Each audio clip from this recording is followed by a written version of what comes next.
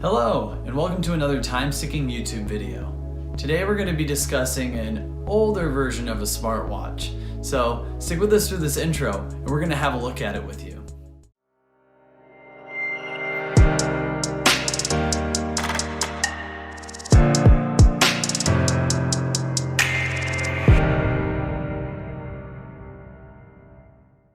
Now in 1982, Seiko developed and created the first television watch. It was an impressive piece of tech based around new developments in digital watch technology.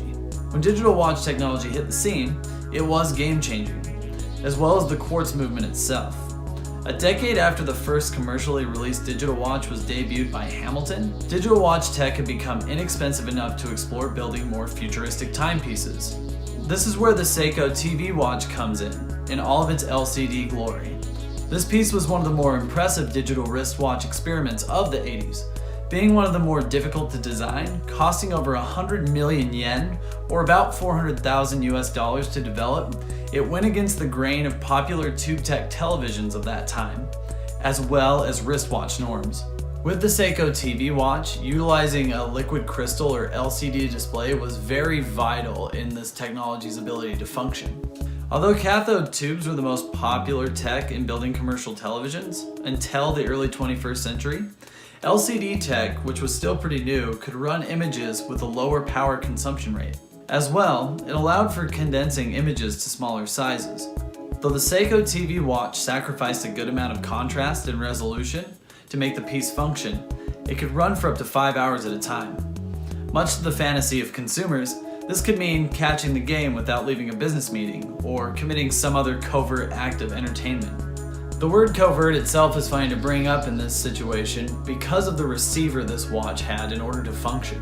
Despite the watch portion of the Seiko TV Watch being dubbed the smallest TV set in the world by Guinness World Records, it still required a 5x3-inch box receiver attached by a wired cable to transmit the TV signal. Bulky by today's standards and not particularly streamlined, this aspect of the Seiko TV Watch was still relatively easy to hide with the right garment. Clunkiness aside, nothing like it had existed before, so it was therefore a great way to feel like you were in on a secret no one else could ever fathom. So much so that even the popular secret agent film franchise, James Bond, employed this wristwatch in their 1983 film Octopussy, instead of their typical Rolex Submariner. Originally only available in Osaka and Tokyo, Seiko sold their first 2,200 units at $425 a year. After this initial success, Seiko decided to broaden the market and make more models from there. According to a 1983 New York Times article, Robert L. Piskin, the head of Seiko's US operations at the time, claimed they could sell as many as we make. The projected amount of watches to be manufactured and taken to both the US and Japanese market was around 15,000 to 20,000 units, costing around $495 in US markets. The Seiko TV Watch was not super accessible to everyone, but if you could swing it, you could be your very own secret agent, or at the very least, shirk some daily duties for some low-resolution catharsis.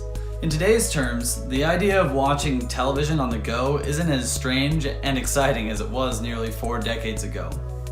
However, because of the creativity of Japanese engineers, along with the power of American popular culture, the conception of this type of tech led to its ubiquity and newly imagined forms.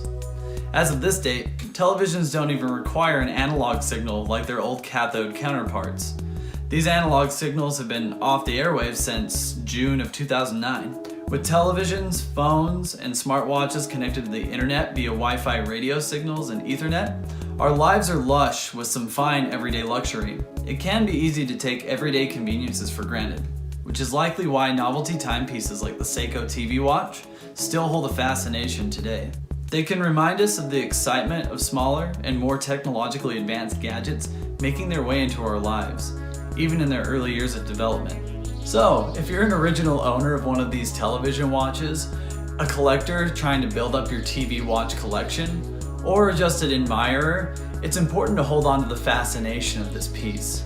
It may not be able to turn on or tune in anymore, but its style and overall nostalgia will never drop out. Hello, and thanks for watching our YouTube video today. If you enjoyed it, please give it a like, and you can find similar videos right here. For more new and interesting content from Time Sticking on our channel, please subscribe at the link here. And for more information about wristwatch repair and watch maintenance generally, you can find us at timesticking.com. Thanks so much and have a great day.